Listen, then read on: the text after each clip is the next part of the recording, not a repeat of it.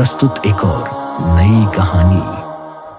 कहते हैं राजस्थान में कुलधरा नाम का एक ऐसा गांव स्थित है जो एक वीरान और श्रापित गांव के नाम से जाना जाता है। यहाँ अक्सर अजीबोगरीब घटनाएं होती रहती हैं और इन्हीं घटनाओं की सच्चाई जानने के लिए मिस्टर सक्सेना, जो कि एक हिस्ट्री प्रोफेसर हैं, अपने कुछ स्टूडेंट्स के साथ रिसर्च के लिए कुलधरा गांव में ठहरे हुए थे। वक्त करीब आधी रात का था जब मिस्टर सक्सेना अपने टेंट के बिस्तर पर करवटें बदल रहे थे। उन्हें देखकर लग रहा था जैसे कोई अजीब सी बेचैनी उन्हें सता रही हो। एक पल के लिए उनकी आंख लगी ही थी कि अचानक उनके कानों में घंटियों की आवाज पड़ने लगी। वो आवाज को सुनकर मिस्टर सक्सेना झटके से उठ बैठे। वो सहमी हुई आवाज में खुद से ही बड़बड़ाने लगे, ये तो उसी मंदिर की घंटियों की आवाज है, और इतनी रात में वहां जाना सही नहीं होगा। मिस्टर सक्सेना एक अजीब सी कश्मकश में उलझे हुए थे। आखिर ये कौन सा मंदिर था और इस रात के सन्नाटे में घंटियां कौन बजा रहा था? ये जानने के लिए मिस्टर सक्सेना अपने टेंट से बाहर निकले और कुलधरा के खंडहरों की तरफ जाने लगे। आज तो मैं पता लगा कर ही रहूंगा कि आखिर इतनी रात में ये आवाज आती कहां से है। मिस्टर सक्सेना बिना कुछ सोचे समझे आगे बढ़ते जा रहे थे, जैसे घंटियों की वो अजीब आवाज उन्हें अपनी तरफ खींच रही हो। वहीं दूसरी तरफ उनकी स्टूडेंट नंदिनी, जो पूरे कॉलेज में एक ब्रिलियंट स्टूडेंट थी, पिछले कुछ दिनों से अजीब अजीब घटनाएं महसूस कर रही थी। इस वक्त नंदिनी अपने टेंट में गहरी नींद में सोई हुई थी, लेकिन उसे देखकर लग रहा था जैसे वो किसी डरावने सपने में खो चुकी हो। मुझे छोड़ दो, मत मारो, छोड़ दो मुझे।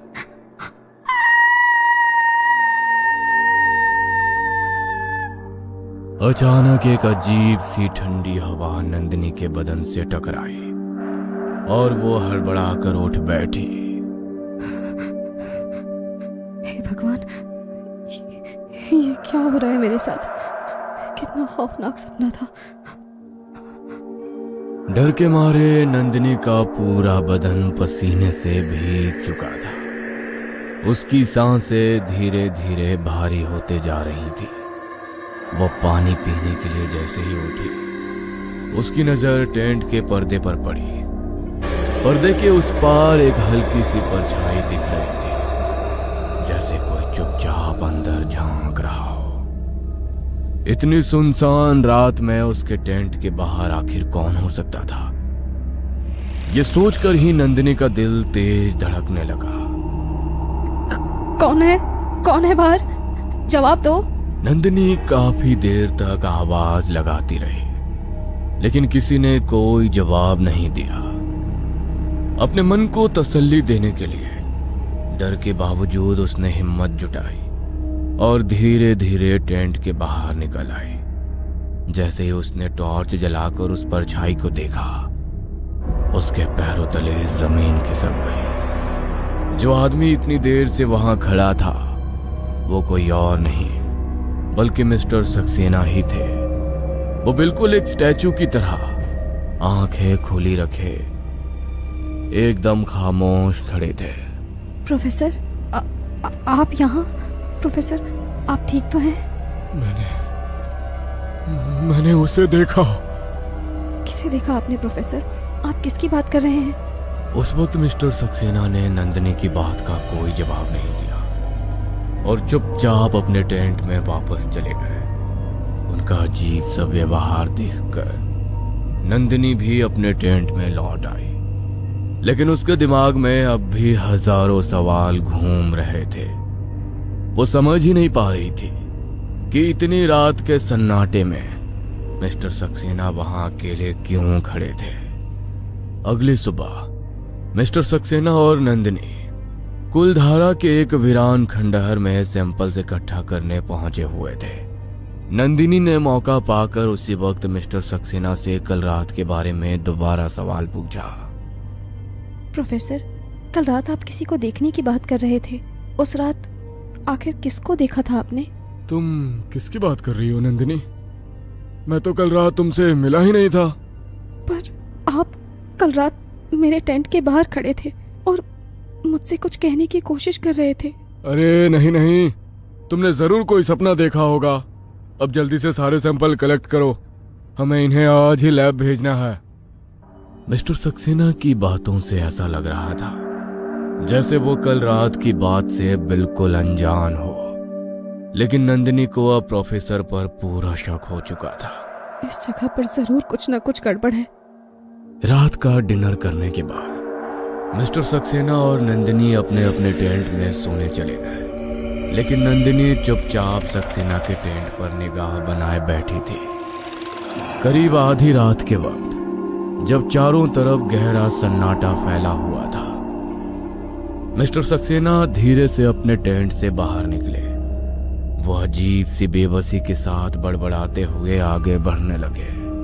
इंतजार खत्म हुआ, वो आ चुकी है, मुझे उसके पास जाना होगा, वो आ चुकी है। उन्हें देखकर ऐसा लग रहा था जैसे उनके शरीर पर किसी और बला का कब्जा हो। कुलधरा की अंधेरी वीरान गलियों से गुजरते हुए मिस्टर सक्सेना एक पुराने मंदिर के सामने जाकर रुक गए। दीपमाला, दीपमाला मेरे पास आओ, मैं तुम्हें लेने आया हूं। सालिम सिंह के आने से पहले आज मैं तुम्हें कुलधरा से बाहर ले जाऊंगा। नंदिनी को मिस्टर सक्सेना की बदली हुई आवाज साफ महसूस हो रही थी, लेकिन वो ये नहीं देख पा रही थी कि वो बात किससे कर रहे थे। तभी उसने मंदिर के अंदर से एक औरत को बाहर आते हुए देखा।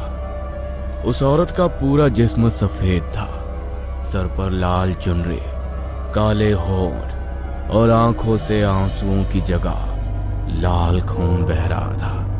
जैसे ही उसने मिस्टर सक्सेना को देखा, वो रोती हुई सीधे उनके पास आकर रुक गई। इसके बाद उसने अपने सिर से हल्का सा घूंघट उठाया और सहमी हुई आवाज में मिस्टर सक्सेना से बोली, तुमने आने में देर कर दी विजयराज। वो फिर से मुझे अपने साथ ले जाएगा। दीपमाला की आवाज में दर्द और बेचैनी साफ महसूस हो रही थी। वो बार बार पीछे मुड़कर देख रही थी, जैसे किसी के आने का डर उसे अंदर ही अंदर खाए जा रहा था। दीपमाला, आज वो तुम्हें मुझसे छीन नहीं सकेगा। मैंने उसकी पूरी व्यवस्था कर दी है। पर वो मुझे ले जाएगा। तुम्हारी जगह अगर कोई जाएगा तो वो लड़की जो इस वक्त हमें देख रही है। मिस्टर सक्सेना के मुंह से ये बात सुनते ही नंदिनी के जिस्म में सिहरन दौड़ गई। डर के मारे उसके मुंह से एक तेज चीख निकल पड़ी और वहां से भाग निकली। उसे अब ये बात समझ आ चुकी थी कि ये एक भयानक साजिश है जिसमें वो पूरी तरह फंस चुकी थी। नंदिनी, रुक जाओ। मंदिर के पास तुमने जो देखा वो सिर्फ एक छलावा था। मिस्टर सक्सेना की नॉर्मल आवाज सुनकर नंदिनी जैसे ही पीछे मुड़कर देखती है, अचानक एक जोर की ठोकर लगने के कारण उसका संतुलन बिगड़ जाता है और वो जोर से जमीन पर गिर पड़ती है। सिर पर गहरी चोट लगने के कारण वो दर्द से तड़प रही थी। इससे पहले कि वो खुद को संभाल पाती, वो आदमी और वही सफेद औरत अचानक वहां पहुंच जाते हैं, जिसके बाद वो एक ही झटके में नंदिनी को दबोच लेते हैं। तू यहां से कहीं नहीं जाएगी। आज अमावस्या की रात है और सालिम सिंह तेरी रूह को अपने साथ ले जाएगा। और दीपमाला तेरे शरीर में वास करेगी। प्रोफेसर, आप मेरे साथ ऐसा नहीं कर सकते। मुझे जाने दीजिए, मुझे जाने दीजिए। मिस्टर सक्सेना नहीं, विजयराज हूं।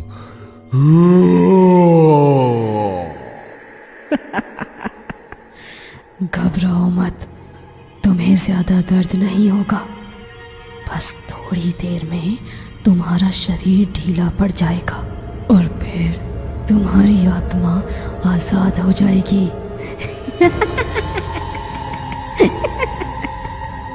नंदिनी की सांसें बस कुछ ही पलों में थमने वाली थी, लेकिन तभी उसके कानों में दौड़ते हुए घोड़े की तेज आहट गूंज उठी और अगले ही पल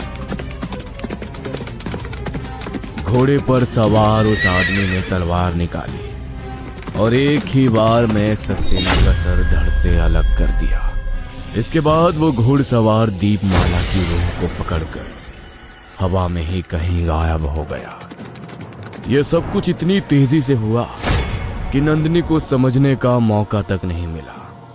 बेहोशी की हालत में वो लड़खड़ाते कदमों से आगे बढ़ने की कोशिश कर रही थी कि अचानक उसकी आंखों के सामने अंधेरा छा गया और वो वहीं जमीन पर गिर पड़ी। इस घटना को लगभग 6 महीने गुजर चुके थे। इस बीच नंदिनी काफी लंबे समय तक कोमा में रही और जब उसे होश आया तो उसने खुद को हॉस्पिटल में पाया। उसी पल उसकी नजर सामने खड़े शख्स पर पड़ी, जिसके बाद उसके दिमाग में वही पुरानी बातें घूमने लगी। प्रोफेसर, आप तो मर चुके थे। मिस्टर सक्सेना ने हल्की सी सांस ली और बेड के पास आकर बोले, नंदिनी, मैं जिंदा हूं। उस रात तुमने जो कुछ देखा वो हकीकत नहीं बल्कि सिर्फ एक छलावा था। उस जगह पर मेरे साथ भी बहुत से अजीब अजीब छलावे हो रहे थे। उस वीरान मंदिर की आवाज मुझे भी बार बार अपनी तरफ खींच रही थी, लेकिन मैं आधे रास्ते से ही वापस अपने टेंट में लौट आया। अगले दिन सुबह होते ही मैंने आसपास के लोगों से पता लगाया तो उन्होंने मुझसे कई आत्माओं का जिक्र किया। ऐसी आत्माएं जो आज भी उस वीरान मंदिर में आती हैं, और उनमें से कुछ ऐसी भी हैं जो अक्सर लोगों के साथ मौत का खेल खेलती रहती हैं। एक रात जब मैंने तुम्हें मेरे ही जैसे शक्ल के एक आदमी के पीछे जाते हुए देखा तो मैं हैरान रह गया और फिर मैंने तुम्हारा पीछा किया, लेकिन कुछ ही देर बाद तुम मेरी नजरों के सामने से ओझल हो गई और जब मैंने तुम्हें ढूंढा तो तुम मुझे मंदिर के पास बेहोश मिली। लेकिन प्रोफेसर, वो लड़की कौन थी? और वो घुड़सवार कौन था?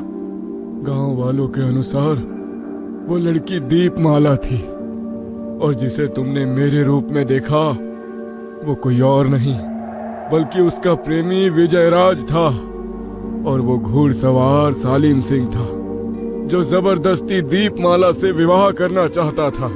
सलीम सिंह? हाँ, सालिम सिंह। इस कहानी का पूरा इतिहास सालिम सिंह के नाम एक तुलकदार से जुड़ा हुआ है।